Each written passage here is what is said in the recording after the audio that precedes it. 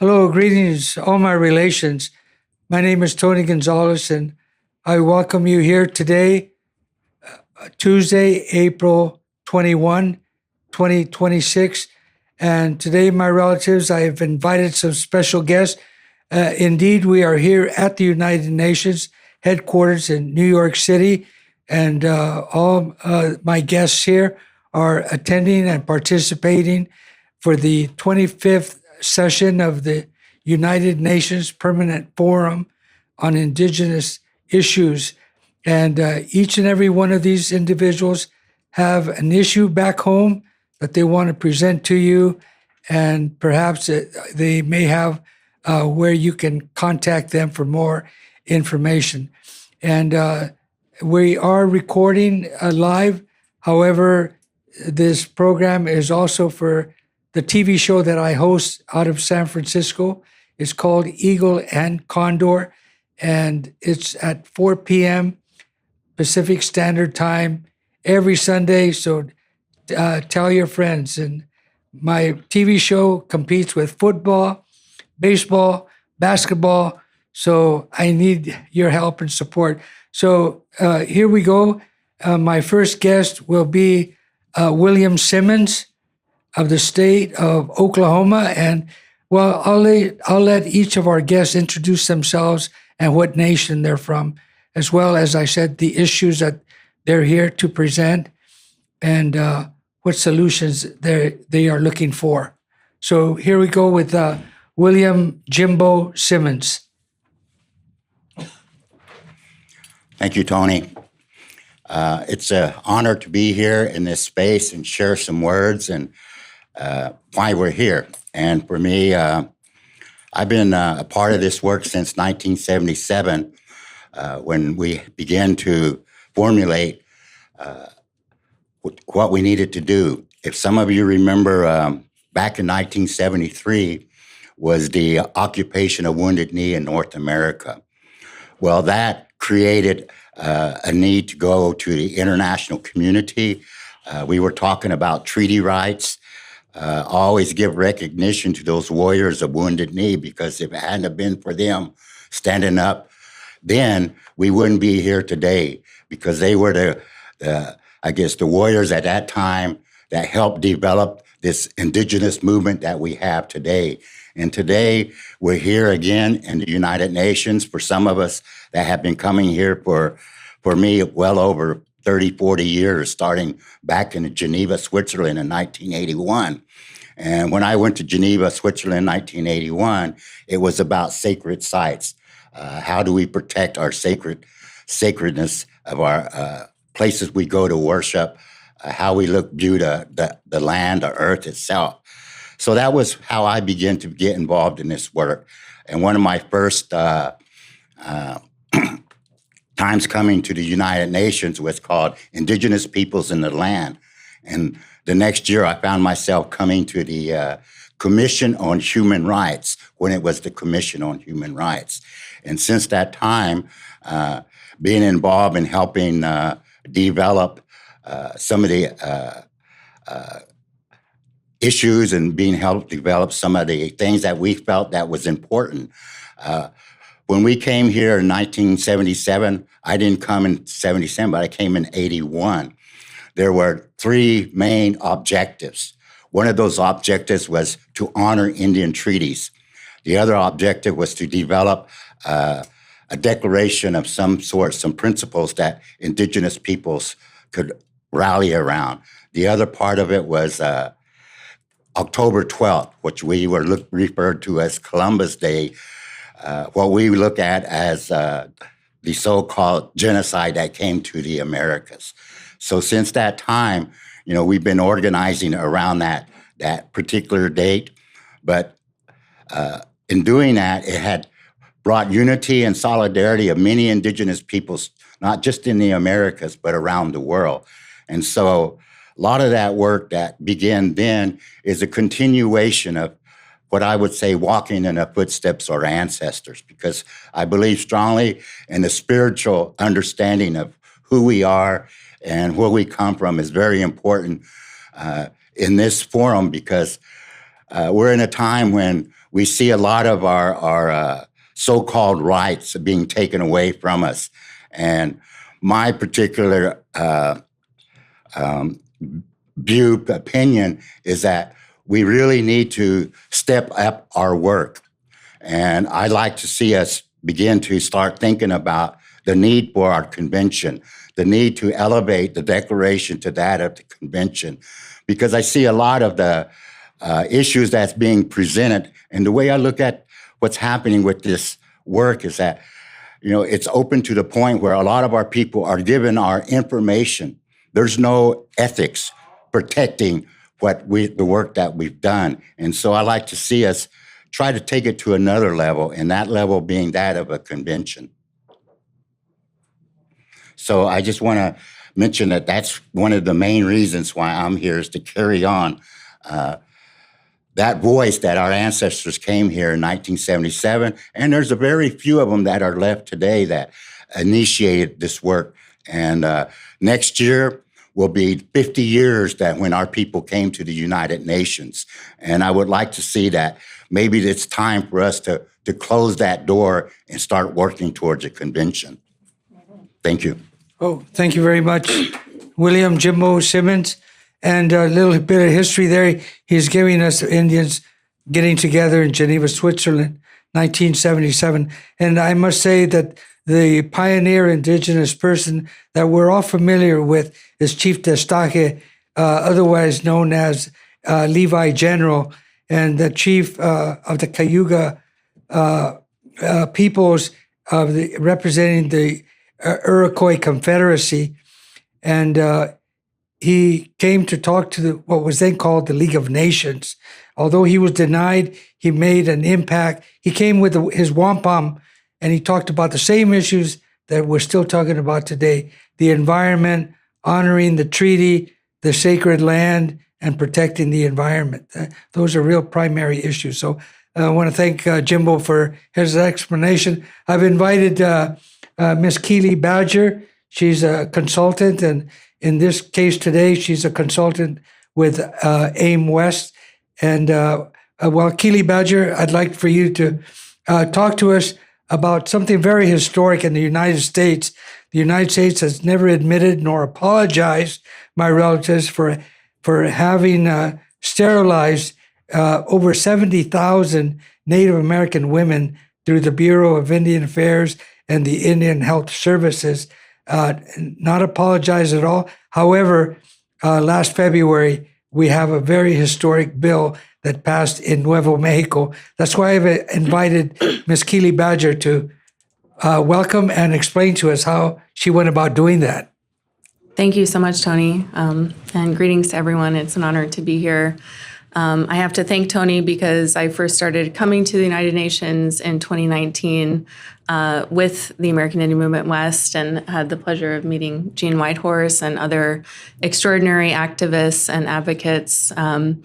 My background has been around the forced sterilization of Native American women and women of color, particularly in the United States, looking at that through the lens of international human rights law as a crime against humanity, arguably rising to the crime of genocide under the Genocide Convention, and looking at international forums and how we could really advocate and raise awareness for the plight of Native women in the United States and also women globally all over the world, because we know that these crimes committed here under U.S. eugenics laws and were not unique to the United States, and actually happened in many countries around the world, including Peru and Canada. And more is coming out about the realities of those crimes and the suffering of survivors in those countries daily. And so thank you to Tony for bringing me into the UN world. And I had the pleasure of meeting Jean and connecting with Jean Whitehorse through a film called Amma many years ago. And I was blown away that women were starting to speak out about their experiences having been forcibly sterilized, mainly by Indian health service facilities across the Southwest. And so as I started to do more research, I found that thousands and thousands of women had been sterilized, and that very little research had been done, particularly at the federal level and at the state level. And so really, I think with this genesis at the Permanent Forum last year, we convened a group of amazing Native activists, women in New Mexico, and very quickly wrote Senate Memorial 14 last fall, which urges the state of New Mexico to first and foremost acknowledge its history and role in forcibly sterilizing Native American women and women of color in the state, to memorialize and honor those women and the families of those women. And also to investigate the scale and scope of these crimes, to actually solicit health records and as much information from Indian Health Services and privately contracted physicians as can be ascertained. And finally, to actually recommend to the state a truth and reconciliation process that is Native-led and Native-run and culturally appropriate for what happened in New Mexico. And in sort of a historic moment, that memorial passed unanimously in the Senate, thanks to the political leadership of Senator Linda Lopez and Senator Shannon Pinto, among other state reps. And so the working group is sort of off and running now in its first few months to initiate the work of that memorial. And so much, I think, is credited to Jean Whitehorse for her decades of advocacy, speaking to her lived experience in New Mexico. And of course, organizations like AIM West that have given this issue, which is a very dark issue around forced sterilization, a platform in international forums. So it's really my pleasure to be a small part of this movement that's burgeoning in New Mexico and hopefully will inspire other states to investigate their own history with forced sterilization. And I think ultimately one day get a U.S. apology for what happened and also be able to take these cases through the Inter-American Court and perhaps through the federal court for reparations for survivors. So with that, I'm happy to. Thank you very much, Keely. And my relatives, I want to preface some of that the American Indian movement, the women of the American Indian movement, North America proper, organized women of all red nations, otherwise known as WARN. And in the early 70s, they began to tabulate the sterilization program that was occurring. So we must give credit to the women of all red nations. And also, Keely mentioned the country of Peru as among the many countries who have been sterilizing people. Well, it was just discovered several years ago that Peru, in fact, had sterilized over 300,000 indigenous women in a short period during the early 90s, the late 80s, early 90s, primarily during the administration of the Fujimori administration, as you all might recall. But it's a heinous procedure. It's got to cease. And that's why the Special Rapporteur on Indigenous Peoples, Dr. Albert Barume, has embarked on this endeavor. And he's now submitted an 11-point questionnaire as a form of a survey around the country, asking all governments to please respond to that. Hopefully, we're going to get a summary report of that here at this permanent forum. So I thank you, Keely, for your work, and at New Mexico. And by the way, Nuevo Mexico, is going to have elections for a new governor. And guess who's running for governor in New Mexico? Deb Howland. So keep that in mind, my relatives. And here, I'd like to introduce Jean Whitehorse, primary focal point person for bringing the issue of sterilization to the United Nations. Please, Jean Whitehorse. Yad Eshe Jean Whitehorse in Shiedo and so Tonichi, the Bashin, Adoshin, Etash Chedo, Toge Etashinale. Good afternoon, I'm Jean Whitehorse, and I just introduced myself and my clan. That's how we introduce ourselves back home. And I'm a daughter of a Navajo code talker who uses unbreakable code that was vital to the United States victory over Japan during World War II. Some of you probably heard about the Navajo code talker. I'm sharing my story today to show that this is far more than just a legislative text. Personal story that one continues to happen to countless families. I'm a survivor of the government boarding school at age 5, and I'm also a survivor of the relocation at age 19. And I became a victim of the United States government native sterilization at age 22. Sterilization was a reality for thousands of Native women in 1916 into 70s. Many were subject to procedure without their informed consent through the Indian Health Service. In 1972, I was admitted to Gallup Indian Medical Center after a ruptured appendix. I was in extreme pain and I was required to sign forms before surgery. I wanted more children only to later discover I had been sterilized without my knowledge or consent. Years later, my grandma asked why I only had one daughter. She told me that her Navajo name was Baachina, which means many children.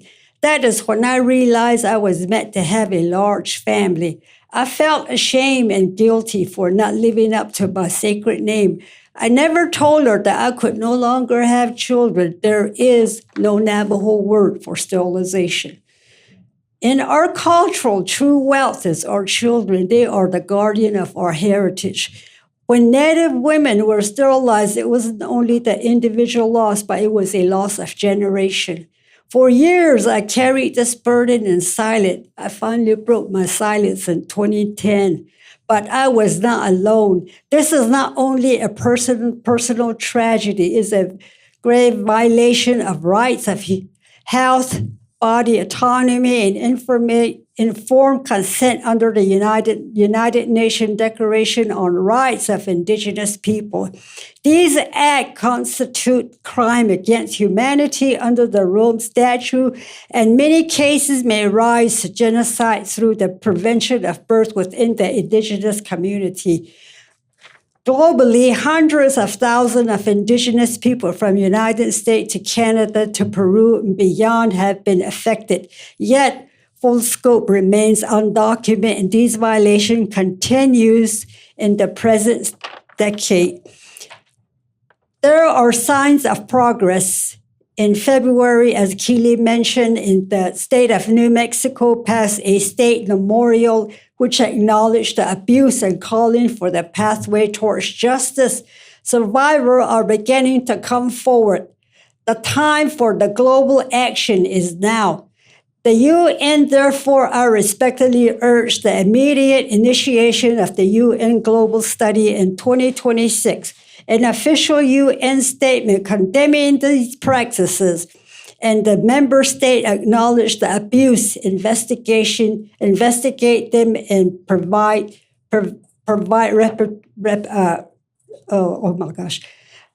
reparation, and the strict international accountability mechanism.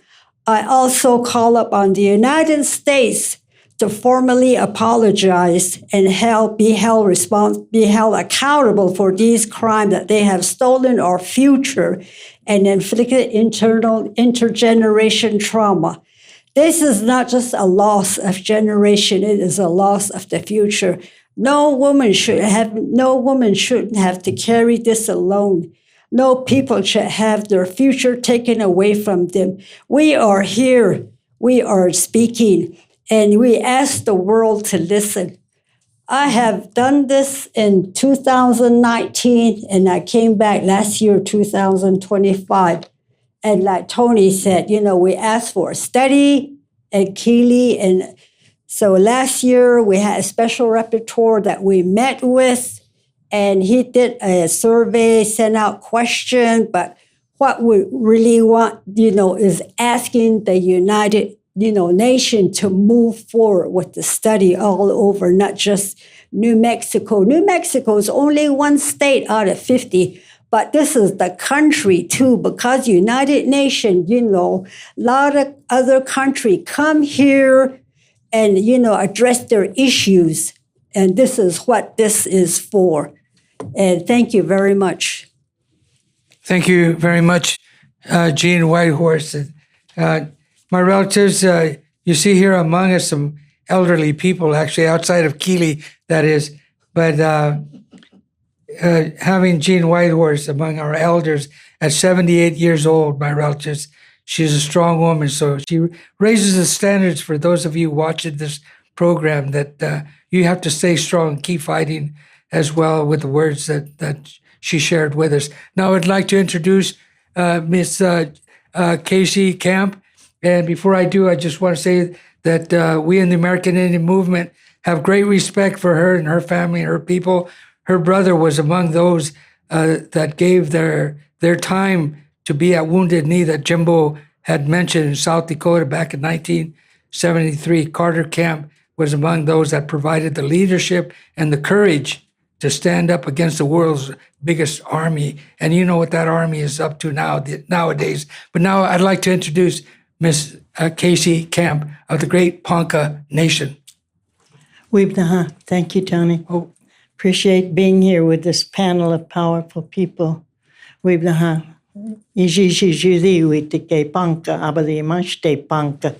Oklahoma. Judy is my true name. I'm a Ponca woman. I live in the occupied territory of Oklahoma.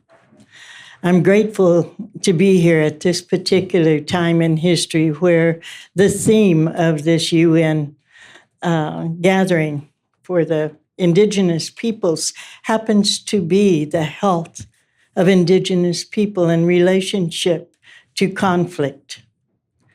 And we should know. We've lived that since that man named Columbus came under the doctrine of discovery to take land, life, and future from our people.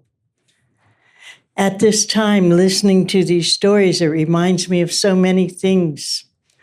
The missing and murdered Indigenous women, children, and people started with that onslaught under the doctrine of discovery in 1492. It hasn't ended. It's taken many, many forms. I'm here with my eldest daughter, Mati Julia. She was born in 1970.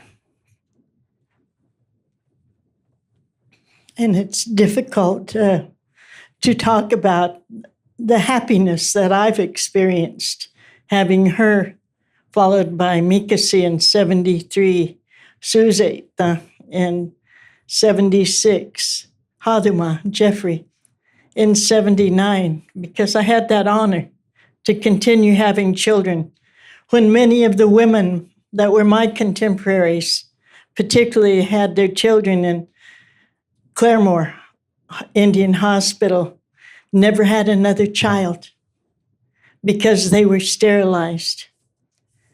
And when I came home with my babies on their cradle boards and shared them with my community, we rejoiced because we'd gone through so much, reduced down to just over 200 with the smallpox blankets when we lived up in our traditional territory of the North.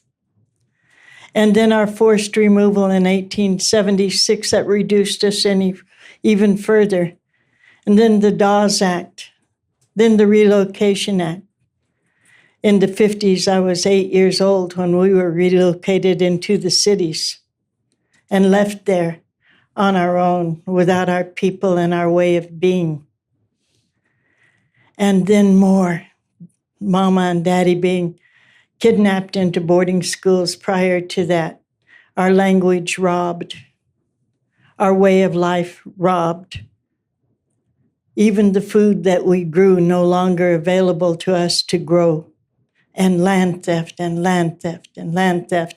And then the incursion of the extractive industry that furthered the genocide that we are still experiencing with ConocoPhillips in 66 there, with man camps that have come through in the ways of living in the little trailer courts or in the motels and bringing their drugs and their alcohols and killing our women and killing our children and killing our future.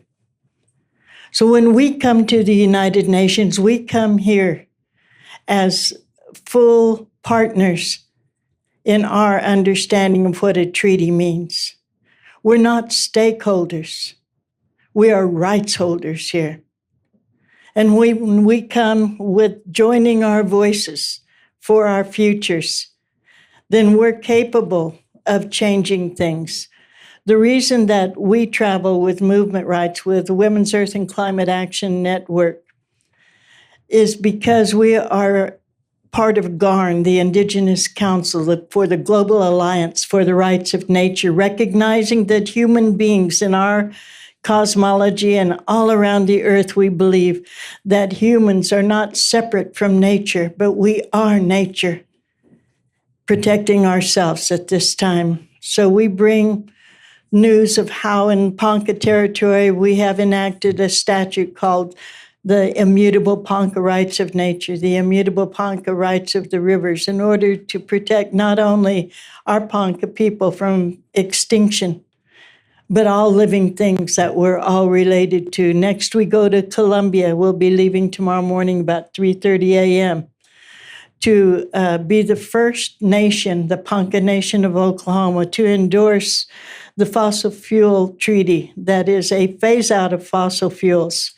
And we must find a way to do it in a just transition so that there isn't more rape of Mother Earth, of taking the critical minerals from our indigenous lands. We have to stop the data centers that are robbing the waters. And our coalition in Oklahoma has been strong and powerful. With 39 federally recognized tribes, we come together, as we all have to. Ankanaji, we stand together. Oh, thank you very much, Elder Casey Camp and my relatives. She mentioned that pirate who washed onto our shores here in the Americas in 1492, lost and diseased, and our people fed and healed them. And little did we know that their agenda was not only to bring the cross or the sword to Christianize, but it was land and resources that was on their agenda, and gold primarily. That has not changed. The plundering of our lands and resources is still underway. She mentioned the extractive industries. We're talking about the gas, oil, and lithium nowadays. That's big, and it's ironic, or maybe it's not so ironic, but there is no international legally binding instrument or convention to hold the extractive mining industries responsible, accountable, nor the investors. The investors, I'm talking about the banks. The banks are the ones that give them the loans. So we have to be thinking about that as we're moving forward. So now I'd like to introduce a good friend whom I just met, but I've known this man's father. I knew him a long time when he was with us, Philip Deere, who was spiritual leader and elder for the American Indian movement back in the day. I'd like to introduce Sam Bone Deere. Sam Deere, please. Moro. Nokos agidoa, istimaskoga agidondoa. Barney Joseph Kados. I'm Bear Clan. I'm of the Muskogee Nation. And I come here to observe and see what's going on since my father was here almost 50 years ago. And so I'd like to start out by saying what he told me years and years ago. He said that there was a prophecy that he would be standing before the world to bring issues about our people so that the world can hear. And when he said that, and it reminds me of what's going on today.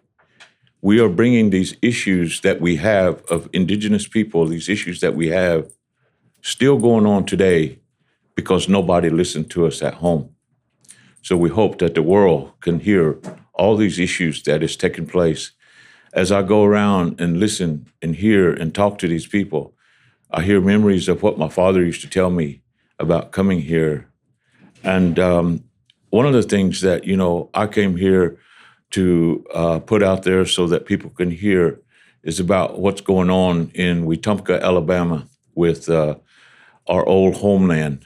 When I say old homeland, our people were relocated to what is now called Oklahoma on what they called the Trail of Tears. And so, of course, we left our homeland, our ceremonial grounds, our burial sites. And as time went on and everything, one of our old ceremonial grounds was called Hickory Ground. It was the last capital of the Muskogee people. And today you can look on the webs and stuff and look for Justice for Hickory Ground, and it'll explain a lot of things more in detail than what I can do today. But I'll just kind of go a little bit over a little bit. What had happened is that land, that ceremonial ground, the federal government put it in restrictive status as a sacred site. And there was a group of people that weren't federally recognized, and then they got federally recognized later, back in the mid-'70s, late '70s. So they turned native back in the '70s. Our traditional grassroots people were native or indigenous from the beginning of time, and that's where we come from.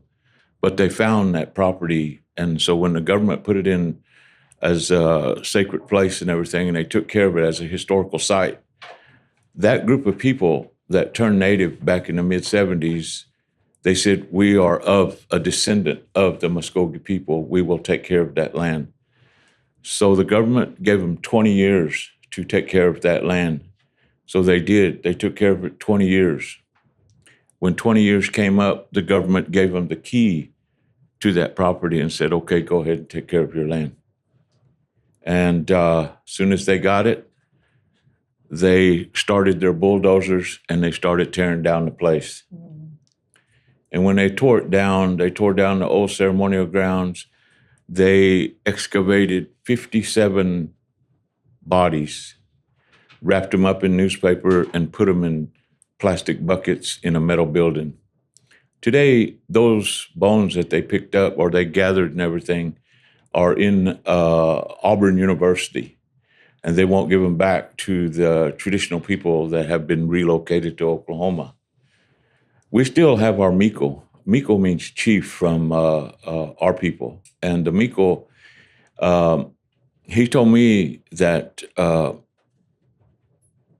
he said, I was thinking about it. He said, I better fight for our ground.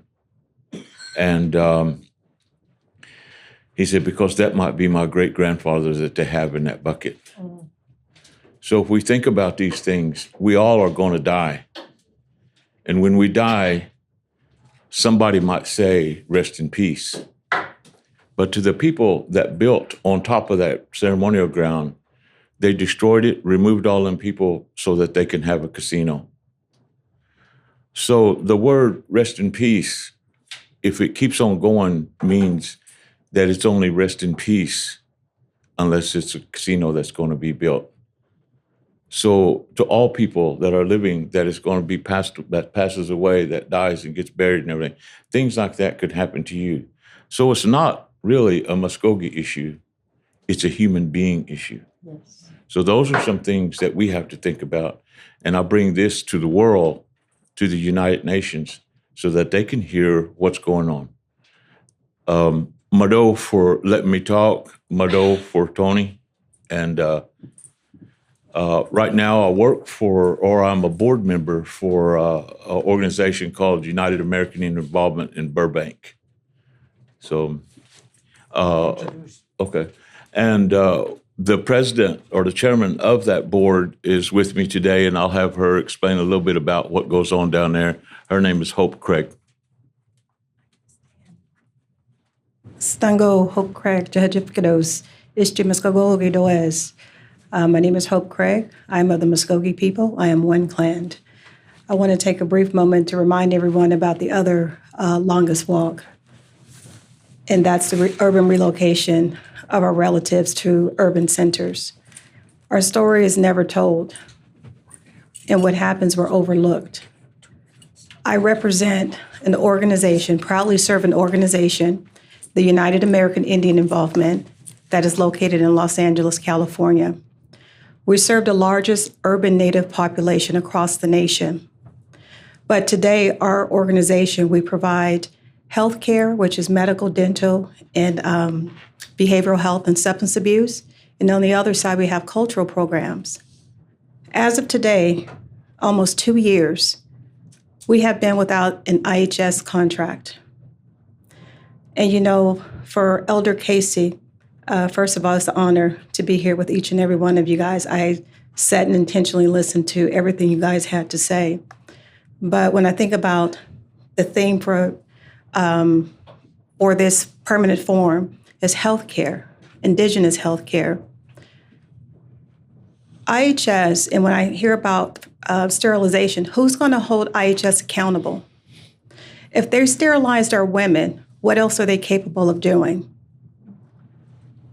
The punitive, the punitive framework that Indian Health Services work under continues today. It didn't stop with the forced sterilization of our women. It continues to happen. Right now, we have close to 170,000 urban natives living in Los Angeles County who do not have access to Indian Health Services because of the punitive framework that we often have to fight. But who's going to go up against IHS? So as I was sitting there, I had to look at UNDRIP. UNDRIP is a framework that the United American Indian Involvement have adopted because I believe that it also applies to urban natives as well. Trust obligation does not stay on the reservations. That trust obligation extends off of our reservation. In my opinion, IHS is in violation of Article 24 of UNDRIP. But again, who's going to hold them accountable? This is my first time here at the Permanent Forum. And as I reflect on my second day, it is a beautiful feeling to be around Indigenous people. When I hear Indigenous people looking out in that General Assembly yesterday, we represented Indigenous people. And it was, for me, coming here, bringing Indigenous issues to our Indigenous people so we can find Indigenous solutions. That is why I'm here today. I'm hoping to learn more, but I do encourage everyone to look into the United American Indian Involvement, look into the practices of Indian Health Services. It's no different. It's no different from BIA, BIE, the conditions that the lower 48, the people who are the tribes who are here in the lower 48, Native Hawaiians, Alaska Natives, we are still under a colonized construct, a framework that is erasing us. Assimilation did not end, termination did not end, deprivation did not end. That is why 70% of our tribal members live off the reservation. That is due to federal policies, federal Indian policies in order to terminate, since they can't kill us because it costs too much to just outright kill us. But what we can do, we can give you a slow death. And that's what you're witnessing a slow death of our people. Mado. Oh, thank you very much, Hope. And my relatives, I want to thank everyone here for speaking on these issues. And don't forget that we are recording live right now, but this program will be for airing on Sunday, April 26th on the Eagle and Condor show. We have just a few minutes. I'd like to ask perhaps 2 minutes, maybe each one, to close the program. Please, Jimbo.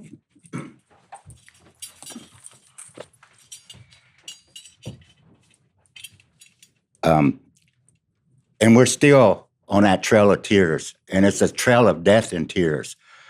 There was a Choctaw chief when the Trail of Tears was going along, and he asked, a reporter asked him, and he said he looked at it as a trail of death and tears. Nowadays, you just hear the Trail of Tears.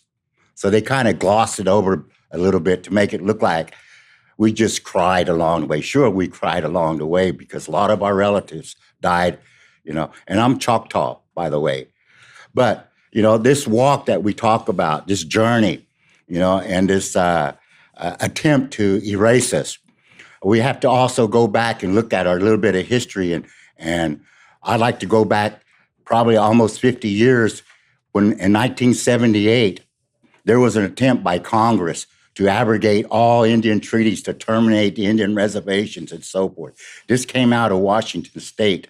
And in 1977, the American Indian Movement leadership got together and formed an international gathering. And this took place at DQ University. And out of that gathering came the idea of well, we need to protest. We need to walk. And what we did is we organized a walk that started from Alcatraz Island with the ceremony and started from Sacramento to Washington, D.C. It took us 5.5 months. And people always refer to me as the first one to take that volunteered. And I was. But there was other people later that developed. There was 14 people, 40 people. And the day we started from Sacramento, we had over 400 people. When we got to the California state line, some of our people couldn't continue on because of their jobs, stuff like that. And one of our leaders, Dennis Banks, who was fighting extradition back to South Dakota, couldn't leave either.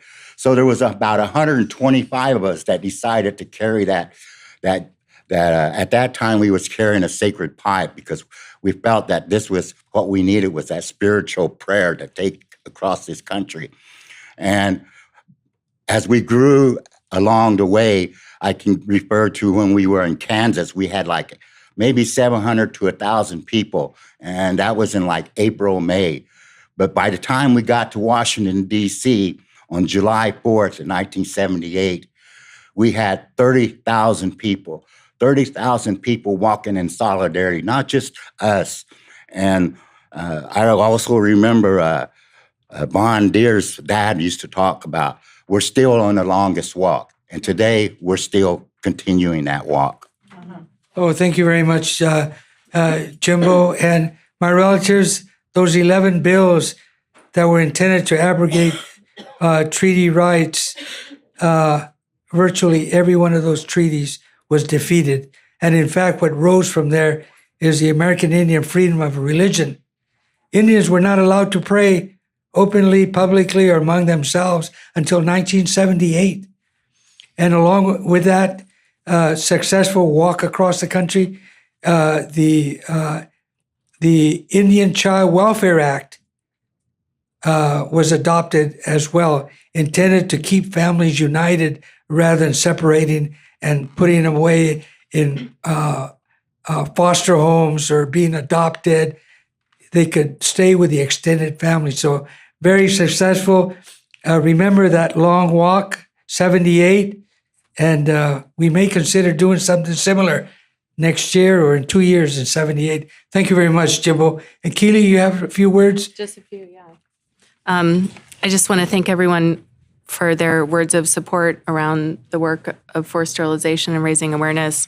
I want to thank Elena Giacchi, who was a delegate with the American Indian Movement last year, who co-wrote the memorial in New Mexico and has been doing women's reproductive justice work for the last 35 years in the state. And so often women would come up to Elena and say that they knew something had happened to them and they couldn't have more children, but they had never actually had a formal exam to understand that they had been forcibly sterilized. So I think in terms of who do we hold accountable, it's us that will hold Indian Health Services accountable. It's us who will speak about this in our communities. It's us who will speak about it here in the forum and hold the United Nations accountable to honor the global study that they committed to in 2019 when Jean first called for it. If anybody is interested to read the memorial, the language there, you can go to the newmexico.gov website and look up Senate Memorial 14. We will have a lot more information coming out in the next few weeks, actually, about that. So please stay up to date on that issue. Thank you. Thank you, Keely Badger. Thank you. Jean Whitehorse, please, closing words. Thank you very much for listening to all of us up here. And one thing that really changed my the way, affected me was like I mentioned that, I went to the boarding school, age 5, went on relocation. But when I went on that relocation, I think about the government, they sent a letter to my father before I was 18. And I actually was supposed to go to Los Angeles.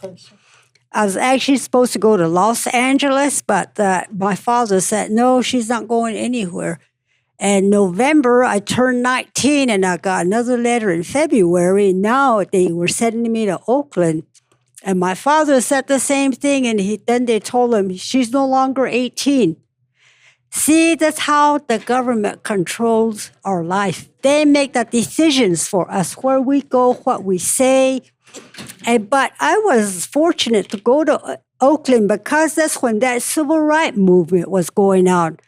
I was right in the middle of all that. Oakland was the place where they had the Black Panthers headquarters. I went into San Francisco, watched the hippie movement at Haight-Ashbury. Then I went into Berkeley University where they were protesting against the Vietnam War. And then in November, when the takeover of Alcatraz took place, there was some young people that came to Oakland Friendship House during the Thanksgiving dinner, and they told us about it. So I went over there that same weekend, and I was on the island at 2 weeks after it was taken over. So I'm glad that I went there at the government's expense. They sent me there to learn about myself. They paid my way around. That's how I became a member of the American Indian movement, because that's where I met up with them. Thank you. Yeah. Ms. Camp, please, closing words. I think that the most important thing that we should all realize right now is that we're on the brink as a species of disappearing from the face of our Mother Earth. And I want to say thank you to each and every person here with the wisdom that they're sharing, and how you continue to lift our voices, Tony, is very important. I would like you all to realize that it is up to each and every one of us to make a difference in where we are. That by upholding Indigenous sovereignty, we are not only protecting our future generations, but we're protecting yours. That all of our neighbors will benefit if the rights of nature is upheld in Ponca territory. Their land will not be poisoned. Their children will have a chance to be cancer-free in the future. We all have to be extraordinarily proactive about these data centers as well. People aren't talking about them, but the 3 in Stillwater, Oklahoma, in our territory right now, if they're passed, will use 80 million gallons of fresh water per day. Per day. They're trying to get nuclear back up. They're calling it clean energy. That's a lie. Carbon trading is a trick. We have to pay attention to the undertones of everything that the colonized capitalists are saying in order for life to continue. Thank you very much. Sam? I'd like to say that in our ceremonies, we dance all night, we dance all day. And in the morning, one of the things that they tell us, or they're not chanting, but they're telling us at the end of the night, early in the morning, they say, Yikchit Wilimongas, which means keep standing strong. So as Native people and as people of this world, Indigenous people here, we are fighting for things that should have been taken care of a long time ago. So like I said, Yikchit Wilimongas, stand strong. Mado. Oh, thank you, Sam Deere. And that's it, my relatives. I want to thank the Indigenous Media Zone and the UN Correspondents Association. All right, we'll see you once again across Indian land.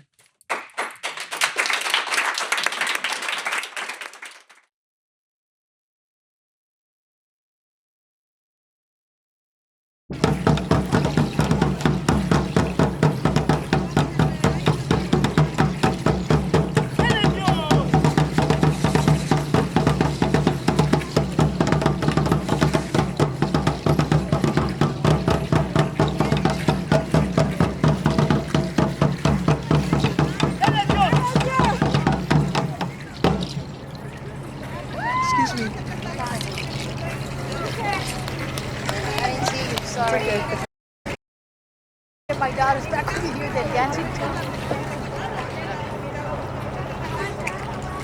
Gracias. Thank you very much. I just want to introduce our new future on this tradition. And I'd like to begin with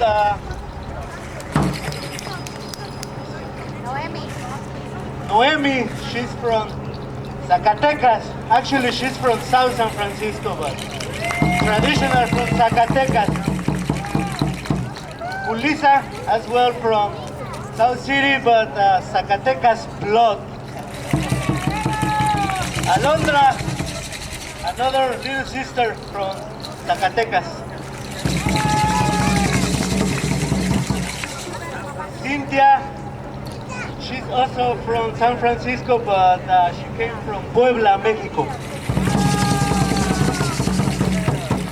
The youngest lady from Mexico and Guanajuato, but she also from South City itself. And also Irma Pineda, she's the leader of this group. She's from Mexico City. And Maria, she's from Guanajuato, Mexico, but also she's from South San Francisco. Her daughter, Melanie, she's from South San Francisco, but Guanajuato blood. My younger drummer from Jalisco, Mexico. Iván. And my name is Álvaro Telles. I'm from Mexico City. And the name of this group, we call Teocalli. Teocalli in our language means house of creation. Traditional dancers from Mexico City. Thank you. We're gonna try to do a few dances more. I hope you enjoy and support all the native people, not only here but all over the world. Muchas gracias. Tlazocamati.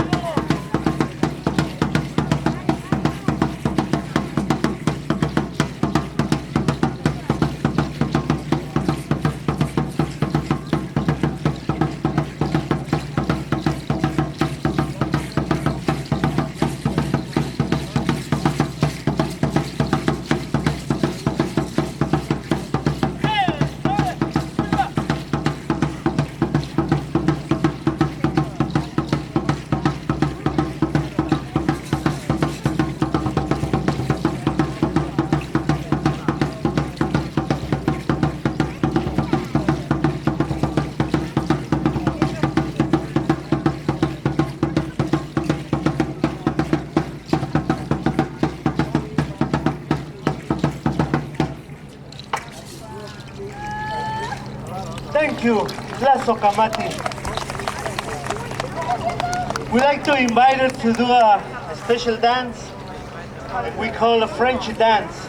Before you left, we'd like to be invited, everybody here, make a circle and do a French dance regarding her French between everybody. Elle ayude. Come on. Vamos a hacer una danza. No, nomás es una French dance. Nomás es dar en círculo. No danzar. Es andar en círculo. Oh my God. Vamos. Vamos.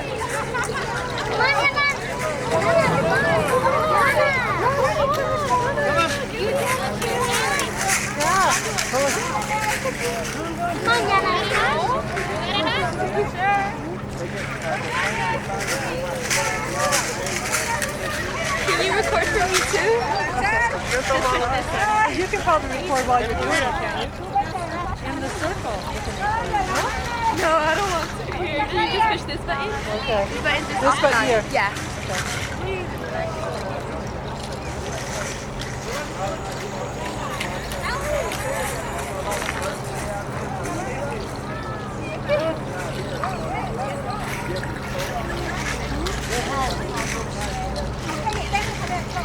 Mira, cierran el círculo. Vamos.